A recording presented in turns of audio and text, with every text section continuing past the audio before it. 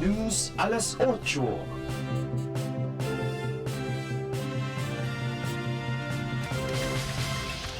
I am Princess Castro. Here are the latest stories. After nearly 4 days without food, water, or warm clothing, and despite early signs she was alive, a 26-year-old Brazilian hiker was found dead days after falling from a cliff near the crater of the Indonesia's volcano Mount Rinjani. Watch the story.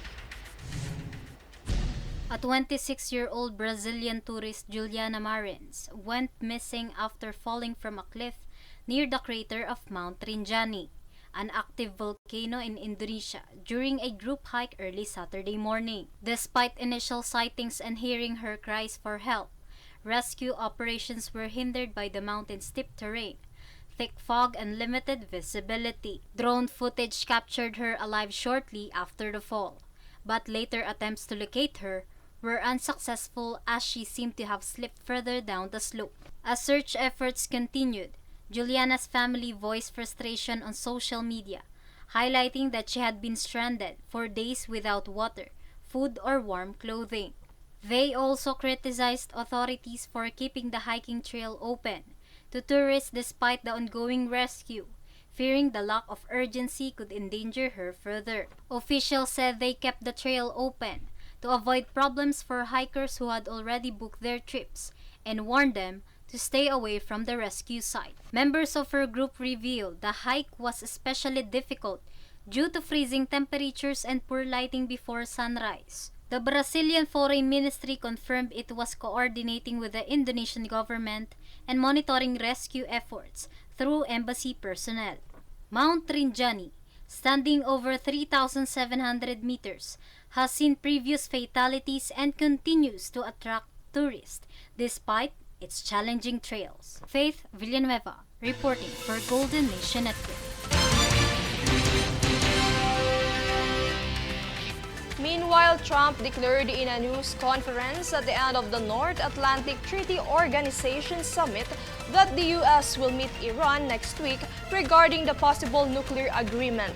The U.S. president would be seeking the same negotiations with Iran prior to the latest conflict in the Middle East.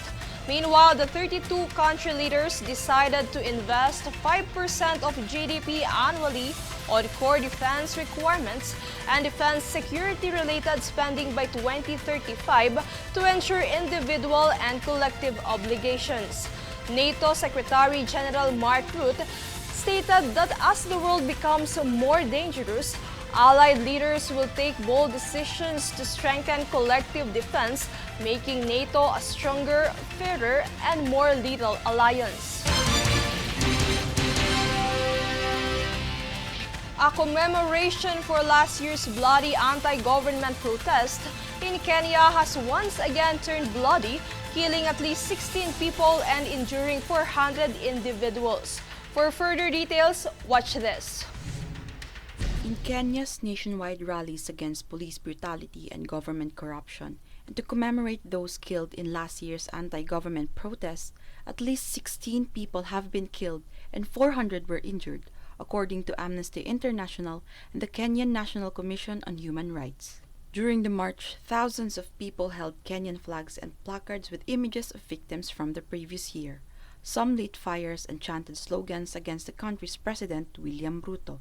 Soon after, the police fired tear gas and water cannon and hit protesters with batons. Those injured include protesters, police, and journalists. The casualties were reportedly from people being hit by live fire and rubber bullets or were beaten. Among those, 83 people were seriously injured and at least 8 were being treated for gunshot wounds. The casualties were primarily in the country's capital, Nairobi, where the police have barricaded major roads and also used razor wires to block off access to the parliament and official residence of President Ruto. Protests that developed into clashes also occurred in the cities of Mombasa, Nakuru, Kisumu, and other parts of Kenya. As per Amnesty Kenya's Executive Director Irungu Hoton, the verified death toll were mostly caused by the police. The growing outrage of the citizens over the past few years was rooted in corruption, unemployment, government excesses, and rising living costs. Zeni Derama, reporting for Golden Nation Network. We are the voice for change. We will keep on bringing updates and the latest stories. I am Princess Castro. Watch the stories on NewsForce. World News Alas 8.